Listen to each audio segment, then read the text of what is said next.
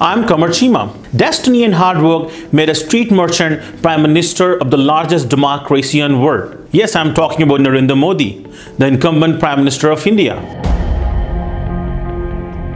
Born on September 17, 1950, into a low-caste family running a small business, his interest in politics was sparked at early days of his life. Modi joined RSS, a powerful Hindu nationalist group which looked after the interests of Hindus and rejected secularism and wanted Indian constitution to have principles of Hinduism. Modi joined BJP in 1985.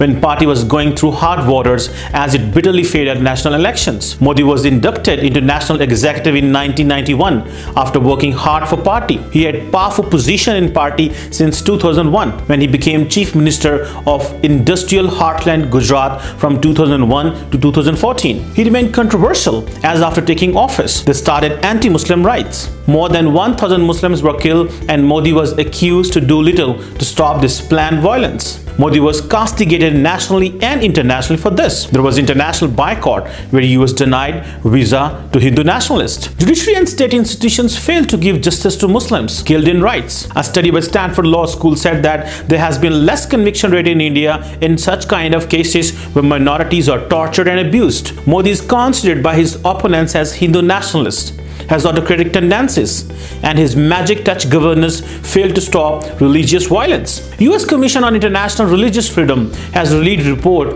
in 2017 by name of Constitutional and Legal Challenges Faced by Religious Minorities in India, has concluded that countries' constitutions and regional and state laws discriminate against religious minorities and Dalits. Modi's style of economic governance is dubbed as Modinomics. The way he developed Gujarat, his supporters call him efficient, tough and incorruptible administrator. With just 5% of India's population and 6% of its landmass, it accounts for 7.6% of its GDP, almost a tenth of its workforce, and 22% of its exports. Climate and geography pushed it towards commerce.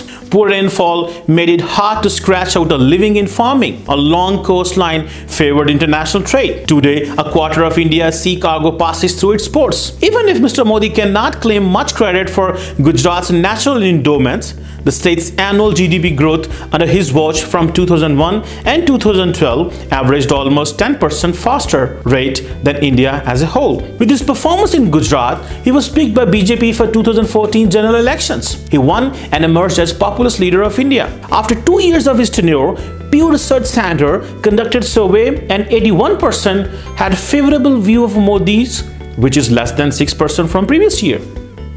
80% in India approve his style of dealing with economic. 65% are satisfied from direction of the country. With the economy growing at the rate of 7.1%, India represents one of the fastest growing economy in the world. In foreign policy, 54% like the way he handled India-US relations. 38% approve how he handled India-China relations. And only 22% approve the way he is handling our rival Pakistan. Pew poll says Indians want Modi to treat more harsh to Pakistan and China. He went to 56 trips as PM so far. Visited 45 countries, which include 4 trips to the United States. In domestic issues, Modi has been lambasted for mismanaging currency reform. Indian Parliament meets infrequently, almost 60 days a year. That tells how biggest democracy is Parliament being treated. Agriculture is highly controlled, but e-governance is improving. Rise in foreign direct investment is visible. Biometric identification system is positive sign. He injected optimism in economy and being termed as minimalist modernizer. But reform program is long and frustrating for masses. Thanks for watching. Please subscribe our YouTube channel and like our Facebook page and follow our Twitter pages.